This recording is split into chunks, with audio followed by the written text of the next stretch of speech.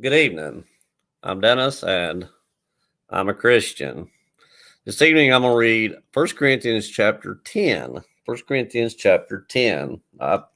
Last night, I had read 9, and somehow I skipped 10 and then done 11. So I have to back up here, but it's okay.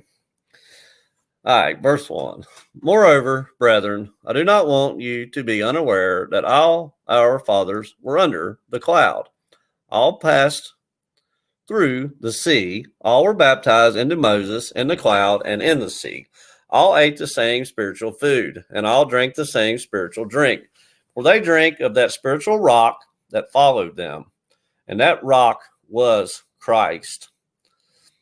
But with most of them, God was not well pleased, for their bodies were scattered in the wilderness. Now these things became our examples to the intent that we should not lust after evil things as they also lusted, and do not become idolaters as were some of them. As is written, the people sat down to eat and drink and rose up to play. Nor let us commit sexual immorality, as some of them did, and in one day 23,000 fell.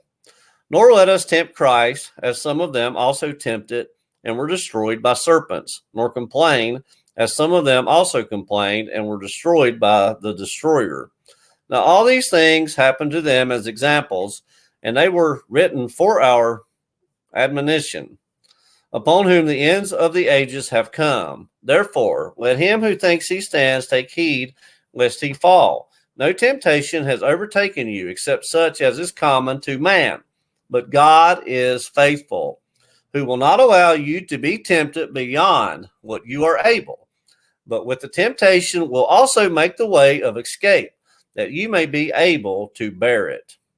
Therefore, my beloved, flee from idolatry. I speak as to wise men. Judge for yourselves what I say. The cup of blessing which we bless, is it not the communion of the blood of Christ? The bread which we break, is it not the communion of the body of Christ? For we, though many, are one bread and one body, for we all partake of that one bread. Observe Israel after the flesh. Are not those who eat of the sacrifices partakers of the altar? What am I saying then? That an idol is anything, or what is offered to idols is anything? Rather, that the things which the Gentiles sacrifice, they sacrifice to demons and not to God. And I do not want you to have fellowship with demons. You cannot drink the cup of the Lord and the cup of demons. You cannot partake of the Lord's table and of the table of demons. Or do we provoke the Lord to jealousy?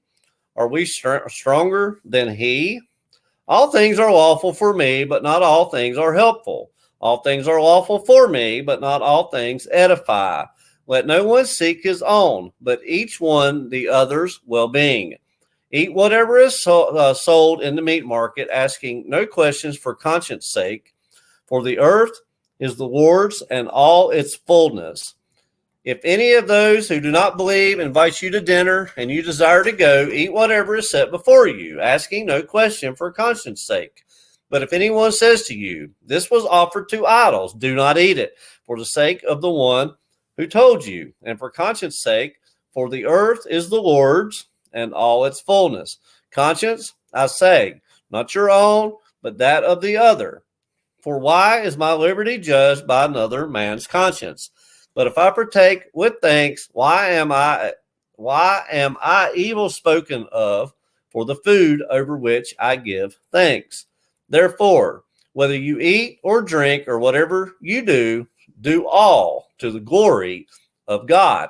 Give no offense either to the Jews or to the Greeks or to the church of God, just as I also please all men in all things, not seeking my own profit, but the profit of many, that they may be saved. That's 1 Corinthians chapter 10. 1 Corinthians chapter 10, reading from the New King James Version.